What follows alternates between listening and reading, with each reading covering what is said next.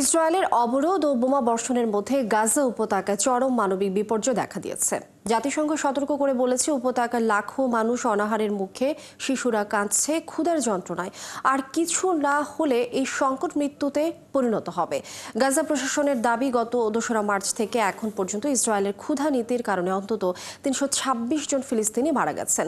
Israeli বিরোধী নেতা ইয়ার Golan বলেছেন, গাজায় শখের বশে শিশু হত্যা করছে ইসরায়েল। আরো জানাচ্ছেন মাহফুজুর রহমান। গাজার এই চিত্রই বলে দেয় ক্ষুধার্ত শিশুদের হাহাকার কতটা তীব্র। একটু খাবারের আশায় কেউ কেউ 2 থেকে 3 দিন বা তারও বেশি সময় ধরে অপেক্ষা করছেন। খাবারের অভাবে ধীরে ধীরে মরতে বসেছে গাজার শিশুরা।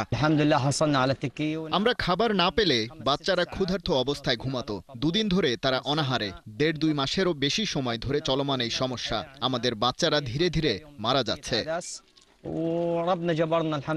জাতিসংঘের বিশ্ব খাদ্য কর্মসূচি WFP বলছে, ইসরায়েল কিছু সীমান্ত অস্থায়ীভাবে খুলে দিলেও তা গাজার তীব্র খাদ্য সংকটের তুলনায় একেবারেই অপ্রতুল। এই অবস্থা চলতে থাকলে পুরো গাজা জনগোষ্ঠী অনাহারের মুখে পড়বে। কারণ কিছু ত্রাণবাহী ট্রাক গাজায় প্রবেশ করলেও ইসরায়েলি বিধিনিষেধের কারণে সেগুলো বিতরণ করা যাচ্ছে না। আমরা তপ্ত রোদে তাঁবুর নিচে থাকি, পেটে কিছু নেই। আমার সন্তানরা ক্ষুধায় কাঁদছে। একজন মা হিসেবে আমি অসহায়। না পারছি ক্ষেপণাস্ত্র থেকে রক্ষা করতে, না ক্ষুধা থেকে, না গরম কিংবা পোকামাকড় থেকে। এই পরিস্থিতিতে নিজ দেশে তীব্র সমালোচনার মুখে পড়েছেন ইসরায়েলের প্রধানমন্ত্রী বেনিয়ামিন নেতানিয়াহু।